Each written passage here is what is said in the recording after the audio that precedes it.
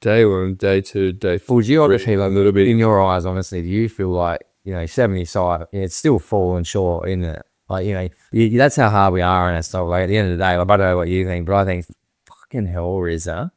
You've done it again. Like, yeah, it's good, but it's not good at that flight. Well, the trouble with 70, let's just start here. Yeah.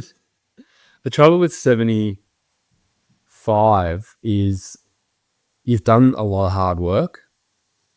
And Harvey said something at the end, this first 50 miles is so hard because your mind's screaming at you. It knows what's coming and it's very aware. And you're just so aware of every footfall, of all the pain, of the tiredness already. And you're thinking, how the hell am I going to get through another one of these things? Yeah. And actually, how have I ever done one before? Because this just feels so hard. Yeah. And then you get to that 50, and we always say it, you get to 50 and then It's starting to get somewhere. yeah, and then it suddenly it does start to stupidly, weirdly get easier. Yeah. And then you get to 75, and 72 even, which is, your sunrise, day 4, you've kind of made it. By that stage, there are only about 23, 24 of us left. So you're in the thick of it. Yeah. I think that's that point, though, when that full sleep depth is in there too as well, which makes it so hard Well, that was a disappointing thing for me because I didn't have the sleep depth as bad. I mean, I was going through really rough patches at night where I was really tired and losing touch with the road and trying to just put one foot in front of the other. Yeah. But once I hit the trail in the morning, I knew just as soon as that light hit me, the body would wake up a little bit. Yeah. And it always does. And yeah, that happened. But then, I just got the shins, just absolutely wrapped me. Yeah. I reckon that's the pounding of that road, man. Like, that's definitely took more toll on the legs and the ankles and the knees than to be expected, I thought. Yeah. Yeah. So, I mean, it was an amazing race. It's big, so of course it's going to throw something at you that you're not expecting. And for the first time in history, that course was diverted due to weather. So we had that 155 mile straight on the road. Yeah. Yeah. And that was something that Pato mentioned that neither of us had sort of expected, I guess, and therefore trained for specifically. But yeah, it ended up being 155 miles, 37 hours, or 246 Ks. Yeah. Straight on the road. And that's, exactly right. We trails for so long that, I actually felt strong on the trails majority of the race. Like, there was never a time that I felt fatigued from the actual elevation of it all. It was all just, you're tired from just general kilometers, but I never felt fatigued from actual step up, step downs on the actual rock because we were so conditioned for that. I think the only thing I felt was from the road, like just the pounding of that. So then when I was on the trail, like I didn't have the swollen ankles like you, but I had like sore as feet. Like the feet were just killing from that slapping on the concrete. And I was feeling that ache behind the back of the knees more, I guess, for me. And yeah, that's where I think the road was definitely something that we underestimated. Well, I think a lot of athletes underestimated that because most people weren't expecting, because like you said, it's the first time it's ever done it for so long.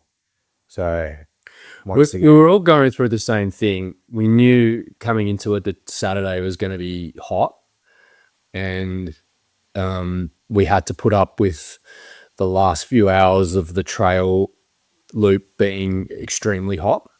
Yeah. So I don't know. I felt like I knew that was coming, and I planned for that pretty well. I used the ice straight away as soon as it got hot. So I had the ice on my back of my neck. And then after a few minutes into the trail loop, I would grab that off my neck and actually just hold it in my left hand. So keeping that hand cool, one of the hands cool. Yeah. And that's how I actually got through. And then, you're just coming in quite late on those trail loops at the end of the day. But hey, we're just going into the night. Yeah. And then you can just chill on the road and make it that way. And so I think most of the field got through that. And then the rain came. So we were told a little bit before, okay, there's this rain coming. and I don't think any of us could have expected what, yeah, we got- what hit us. It was first. It was there's just a cloud coming over, and it should only in about an hour or so, and it looks like it's going to pass pretty quick. So I was just thinking it was going to just do a hammer down for an hour or something, and then clear. But it ended up being like 8 hour stint, like a whole day, just rain, which is that just washed that trail. Like they didn't even let us through the trail. Obviously, everyone that's followed it and was watching it knows that, but. Yeah, there's no way you could have went on the trail. It would have been just absolutely nightmare in there and just dangerous. So they just kept us on that road. Well, before that, even in the night, the rain was so hard, the road was like a pool. Yeah, so it was washing down. So you were, you were just soaked. Like your feet were soaked, everything was soaked. There was a southerly breeze, which on some of the directions, the way the road goes, is just a straight headwind. And so you're just getting battered by this freezing cold wind, the rain just coming straight into your face. And that was like a good K&a-half of just into that every single loop. Yeah, that made it a lot tougher, that bit of that head. But I found, because you know how you're already doing it that slow, just for me, a trick trot, just slowly shuffling forward, and with that wind there, that just made it even, you had to work harder to move forward. So you put in even more energy trying to just smash through it. Yeah, that one little section that would have been a good couple hundred meters to that corner where when the tree line ended, that was just blowing hard there. And yeah, with the rain, that made that section brutal, I feel, every time. Yeah, and I find like generally in a backyard, rain can be a little bit of a distraction sometimes, because that night loop at Biggs is notoriously boring.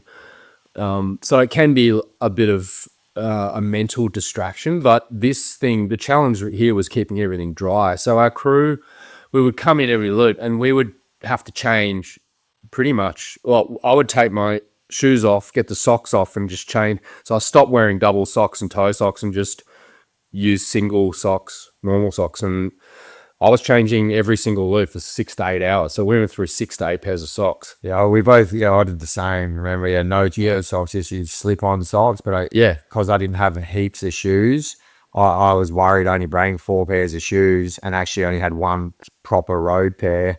So I tried to just use the same shoe the whole time and then just put at least a dry pair of socks on. For that'd last me till you probably got out of the gazebo. The time it soaked into your wet shoe anyway, but still it was good just to have a new sock every time. It was pointless. Yeah, you might as well just kept it on. But it still was good for a second. I think stop that, because if your socks are completely drenched every time, Yeah, rub a lot quicker. So it definitely helped. Yeah, it felt way better. Well, it was about getting the sock off and actually drying the with a towel every load. At least that have that. Yeah, we were just coming back into that gazebo with water just pouring off us off the raincoats.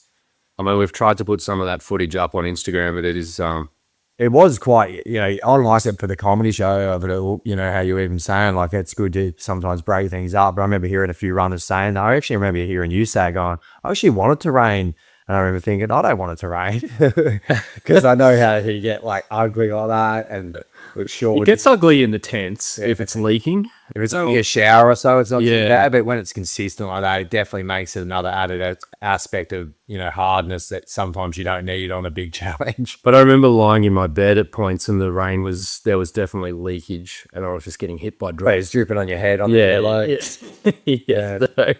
So, and then you're just putting your little raincoat on thing and then walking outside, and it is just, you just open the tent door and it's just like a waterfall. Yeah. But like, every other athlete in there, I don't even know if anyone had dropped by there, maybe one or so or something, but there wasn't many. So everyone dealt with the same thing. I think everyone just knew, because it's so early on in the race still, there's no other way, you just get through it. But it just made everyone's team and athlete just that little bit more challenged. And then I guess on the road as well, staying on that road, it didn't matter who you talk to, people, whether you, like, some of the athletes like running on the road, but it still changes the dynamics a bit. So I think everyone had to do what you got to do, I guess, adapt. Well, that was the thing. No one dropped. I think I said to you at some point during that night, we will have actually, in a couple of days, we will have forgotten about this. And we pretty much did. Yeah. I remember the time I was on those other last couple of hours and day, you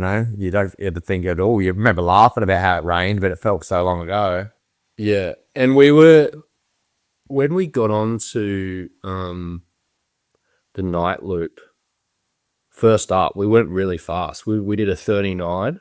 We were, yeah, And then we did low 40s into the 45s. And by the time we got to sunrise, we stayed on 45s all morning. because I remember we were talking, saying this is going to be easy, good to get rest. I still didn't underestimate. I thought that, but I still wasn't underestimating, because I remember like every race after a while, yeah, you might be running at that speed. It doesn't mean you're going to be doing that the next day unless you stay on top of a pace, which I don't really do. So that it was easy for me to drift back off into a slower nose, unfortunately, which cost me in the second and third days. And in a way, it was I wouldn't say gimme, but in the sense of that, it was a bit of oh, you're going to get to 48 now pretty easy because you've just got the road all the way there. Yeah, and then we did.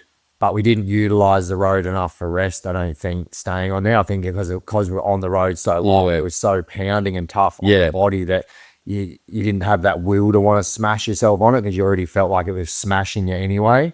So the last few loops leading into 48, and I know they were very hard, and I said that, 46, 47, 48, brutal and very hard to keep in touch with reality there. But we were still doing 49s. Yeah. And even the last one. But it was just as it came onto that corner, I remember getting to that round, that last bend to go up the hill. And was that even the time we were jumping on the Harvey train, or is that the next night? I forget which day rolls into one. No, that was the next night. Yeah. So we got through that one just struggling a little bit towards the end on our own. Yeah, so that was always going to be the next challenge, was how will the legs react getting onto that first trail loop after 250 odd Ks on the road. Yeah. And we were a bit worried how to respond. Like, and we were thinking some people might just time out here. And I went out, I was going out quite slow. We were all dawdling, and then you suddenly realized how far behind we were at some that's in the and you just bolted. Yeah, one of the guys said, like, we're far behind. I think it might have been Ivo even. Yeah, well, I was with Ivo and Hendrik. And we were dawdling. I remember thinking, man, and I started peeking out, thinking we're not even going to make it back on the first loop or whatever. Yeah. So I just sprinted ahead, and that's what I really, you had to be efficient through that trail the whole time, especially on that second day, like, as you just fatigued. You already get back with only a couple of men. I pushed hard, and I think on that lap, I know you were only just coming just behind me in the end, but I think I only made it, you only still make it into 53, 54s, and that was moving with a lot of energy, like pushing, like, it was a tough trail to get through fast. Like, that's what I found on it. But I adapted pretty well. Like, I think I just had really sore feet. Like I said, like just sore feet from slapping and the legs. I think that was my only aspect going through the trails. But yeah. Well, the first trail loop that day was, for me, very soft underfoot. It felt really nice. Oh, yes. It was actually such a relief. But yeah, we just didn't have the timing. We just forgotten the timing. And Ivo and Hendrik and I really had to hustle to get back. We had to work really hard. And I don't think on that day, what did we get back in? It definitely took a couple of hours to adjust. Yeah. Because like you're getting your timing back in a rhythm. But I remember I couldn't wait. We did it back on the trail. We did a 56. Yeah, okay. And it was a bit of a shock. It was almost like, man, are we going to make this? Or like three of us are going to get... But we were running along thinking there are people behind us. Yeah, and I think still they made it even. It's just deceiving, I guess. Yeah, you can be... I think everyone's closer together than you think, but you just can't see each other. Yeah. So... yeah, definitely. That was bizarre. And then, we came in and got sort of breakfast out of the way, and then we managed to start quickening up a bit. And I think from that point on was like every day loop. There wasn't really, for us, obviously every runner was slightly different, but it didn't give you a lot of time to do anything. It was either a couple of minutes variation in your time. So you really only had those few minutes before the first bell whistle would go. And so at that point, so it was just quickly transition to whatever you needed, whether, the food, change shirt, whatever, but it was just ice. It was just quick. You didn't have much time, so you had to just accept that, which I kind of did anyway, because I remember when I come over that I knew that the times were going to be slow. So I had told Shannon that already. Don't panic if I'm coming in slow. So yeah, that wasn't too big of an issue to me, but I definitely could feel, the start of like sleep deprivation coming in when I started going back through the trail again, just with the glare and just your whole no sleeping aspect, not getting. The full version of Jimmy B and White Kenyan episode 4 is available through the Patreon page for a small fee. Thanks.